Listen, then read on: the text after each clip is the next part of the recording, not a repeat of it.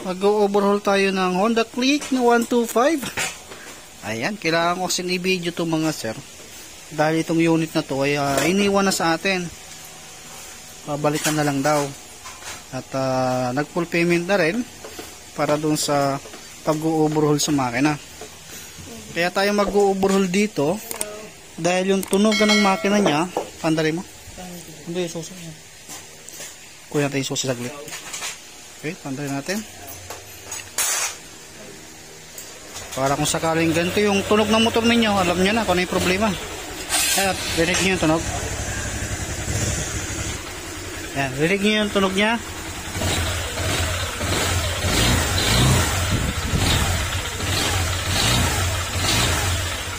Okay, sumasabay sa acceleration. Matic, ang problema niyan, connecting rod. Kaya magpapalit tayo ng buong sigunyal. Kasama yung block dyan mga sir. Gagasusin nito mga sir ay 13,000 all in po. Kasama dyan yung libor, sigunyal, block set. Andyan na sa block set. Andyan na yung piston ring, piston pin, tapos piston pin lock, at yung mga gasket, coolant, langis, libor, sigunyal bearing. Lahat po sa 13 na yun ay kasama na. Ayan. Kaya sisimulan natin itong pag-iwalayin. Bali, doon na lang tayo sa nakahiwalay na yung chassis sa makina para hindi na masyadong mahaba yung videos natin. Basta pagka magpapahiwalay kayo ng ganito, sa aggregate nyo lang yung mga tornilyo. Eto na, napag-iwalay na natin yung chassis at yung makina. Ayan, naka manual tensioner pa na kapag stock lang, huwag na kayong gumamit ng manual kasi hindi po yan maganda sa sa mga click dahil maraming sinisira niyan. Sisimulan na natin pag-iwahiwalayin ito mga sa. Tapos pakita ko sa inyo yung problema kung bakit ganoon na lang yung tunog nito.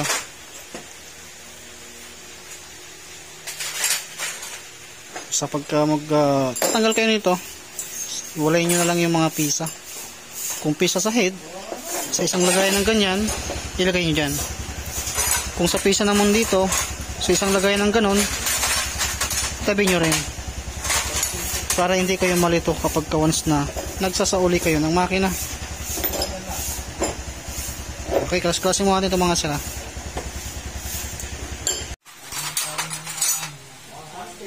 Ayan cover pa lang yung tinatanggal natin. Ayan.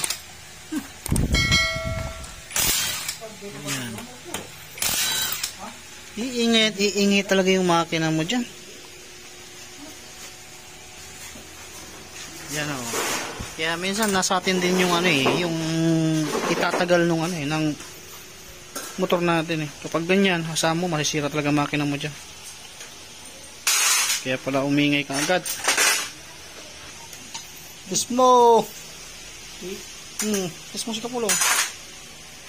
Nagbibigay ko ang 50,000. Islap-lapin ko pa. Tatawag ko pa. Ha? Wag! Eto na, kalas na natin. Yung block niyan mga sir, palirin na. Tapos ayan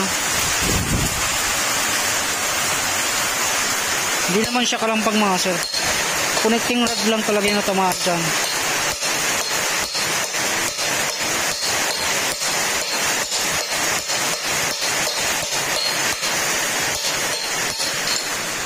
Ayan, sobat tigas. Ayan.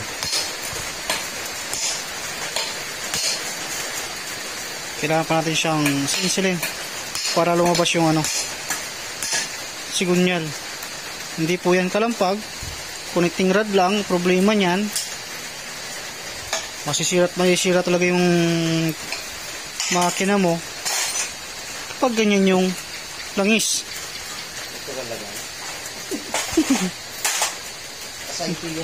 Mas maitim pa sa mas maitim pa sa dagta ng pusit. Asay tingin. maraming gasolina ang uubusin ito.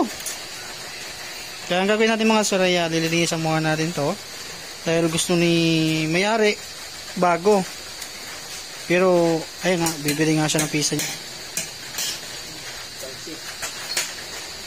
Yan, after natin mahugasan yan, pakita ko sa inyo yung pisa ang gagamitin natin. Kapag ganito yung itsura, nakikita niyo yung mga pisa na kasama sa papalitan kapag once na napabayaan nyo sa langis. Ito na mga sir. Ayan, nalinisan na rin natin. Nabukas natin ng konti. At yung mga kalawang-kalawang na konti na yan, yan, normal na yan. Pero kung gagamitan mo ng ano yan, yung niluluto, ayan, matatanggal talaga yan. Kaso nga lang, ilalaki talaga yung libot nito. Matatanggal din naman yan sa katagalan. Pasalaga lang sa langis. At ngayon, ang gagawin na natin, ay ilulubog na natin yung sigunyal. At ito yung mga pisa na ginamit natin. Lahat po yan ay original. Wala pong aftermarket po dyan. Lahat po yan original. Mapa sigunyal hanggang sa sigunyal din, hanggang sa black set. Original po yan. Ito na yung bago natin sigunyal.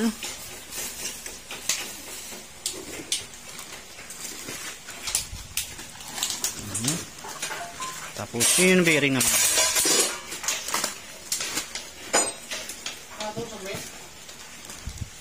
Ito yung bearing. Lahat po na ginamit natin ay original, galing mismo sa Honda yan mga sir. Para makita nung may-ari na kahit wala siya, ito, yan. Hindi po yan swak na swak. Pipress pa natin yan.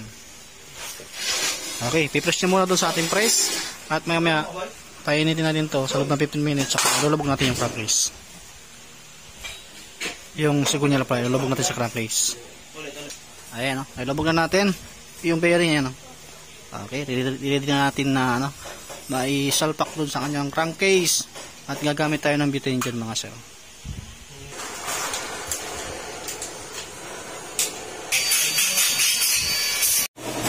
Okay, ito mga sir, bali lulubog na natin.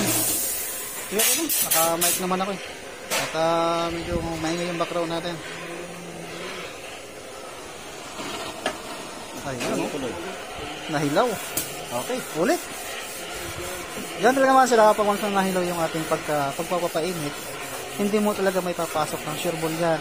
Kaya inuobliga natin talagang painit ng mabuti. Purpose natin dyan ay mailubog natin ng maayos yung sigunyal na hindi nagkakaroon ng aberya. At wag yung bearing yung uunahin yung ilulubog dyan mga sir bago yung sigunyal. Dapat magkakasabay ng ganyan. Ayan swak na swak. Kasi na-encounter na namin yung ganyan. Ang pinainitan yung bearing. Kumbaga inuna yung bearing dun sa crankcase at pinainitan yung bearing saka inilubog yung sigunyal. E syempre masisira yung bearing natin. Maluluto. Kaya huwag yung gagawin. Mas maganda na to. Meron din naman proper tools na ginagamit dyan kaso pahila. Hinahatak dun sa may pulley. Pirsado yung crankcase natin dun. Hindi tulad nung pinapainitan natin. Alam nyo naman siguro na talagang umiinit naman talaga yung makina na yan. So hindi naman nagsisira. Kaya walang rason kung gagamitan natin ng butane na baka masira. Hindi. Dahil talagang mainit yung makina na yan. Tapos para lamigin muna natin dahil mainit yan para hindi tayo mapasok. Saka yung dowel pin na mahaba, huwag nyo kalimutan para hindi madipom yung crankcase natin at hindi pagsimulan ng pagkakrak. Saka silan, lalagyan nyo rin yan para hindi mag-leak. Okay, ayan, nilabog na natin yung ating crankcase.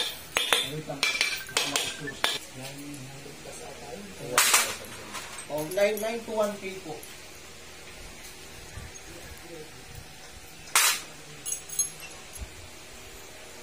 Okay, tapos sunod natin yung black piston ring.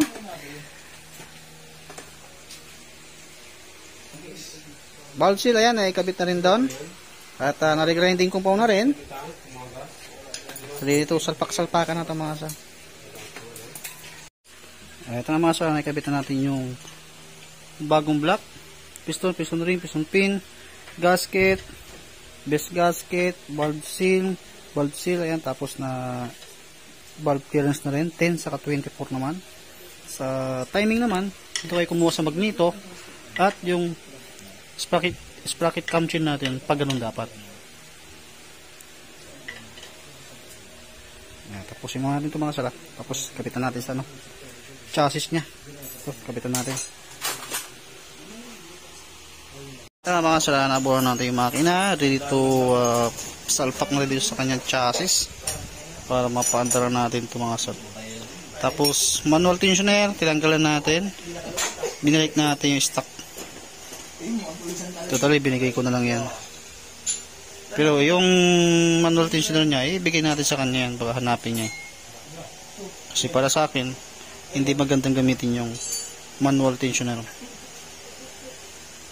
Dahil maraming sisirain. Eto mga salan ay pagsama-sama na lahat-lahat. Nalagyan na rin ng langis. At ito, sinasalinan na din ng kulan. At ready na itong paandarin mga salan. Okay, paandarin natin.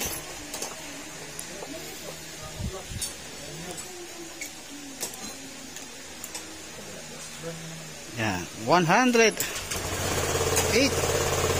Ayan o, tahimik na siya. Wala na yung tang ting ting ting tong tong tong.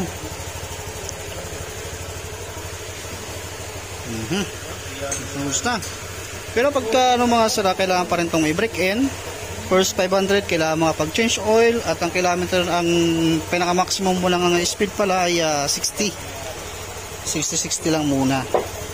Hanggat hindi ka pa nakapag-change oil ng 500 km. At nagbibigay naman ako ng warranty, 1 month warranty dito sa motor. Okay, balikan natin yung upuan, saka diagnose, okay na to. Ito lang mga sala, binabalikan natin dahil goods na siya. At makakauwi na rin ito mga sala. Kasi meron din tayong ibabang makina dun sa dulo. Okay na to mga sala. Lagaan nyo lang sa langis mga sala yung motor ninyo para tumagal.